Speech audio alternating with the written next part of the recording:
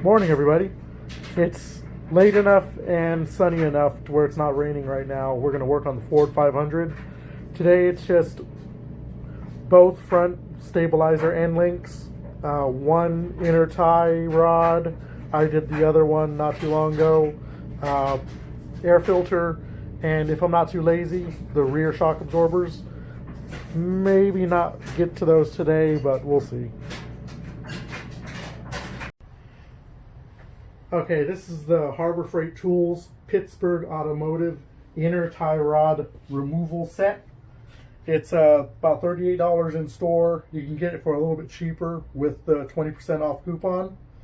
Model number is 63705. So it comes in its case. It is a 8-piece kit. You'll have the tool itself. It's got a 1/2 inch square for your breaker bar or torque wrench. And it has a locking ring here to lock in your whichever shim or sleeve, whatever you want to call these, whichever one you need for your tie rods. So we got 1 3/16, 1 1/4, 1 5/16, and 1 7/16. Metric, you'll have 33.6, 14 millimeter, and 17 millimeter.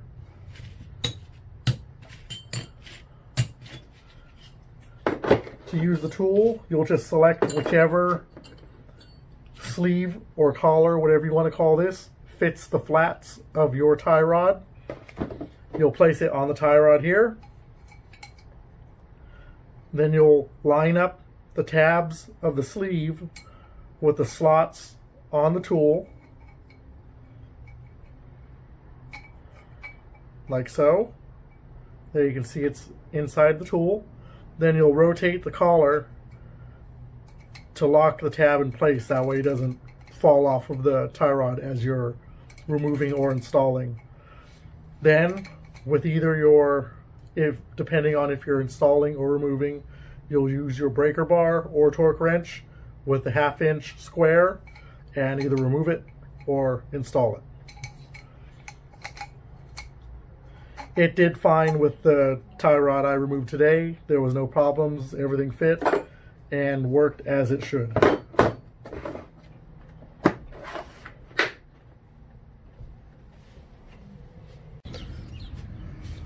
Okay, this is the Harbor Freight inner tie rod tool. You can see here, this is where it goes over it to disconnect it. There's a small retainer here, if you can see that. I don't know if you can, hold on. There's a retainer there to hold whichever of these shims or whatever you want to call it slip into to remove it.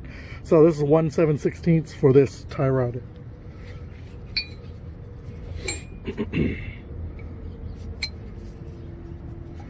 So what I want to do is slide it over the flat of the tie rod, slip this over through the tabs, and then rotate that collar to hold that shim in place. At the end here is a 1/2 inch square for a breaker bar.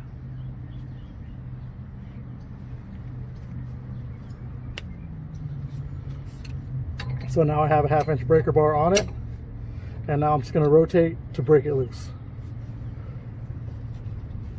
Okay, and there we go.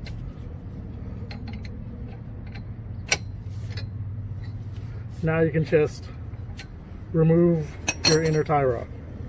So you can just do it by hand or with a wrench, whatever you want to do.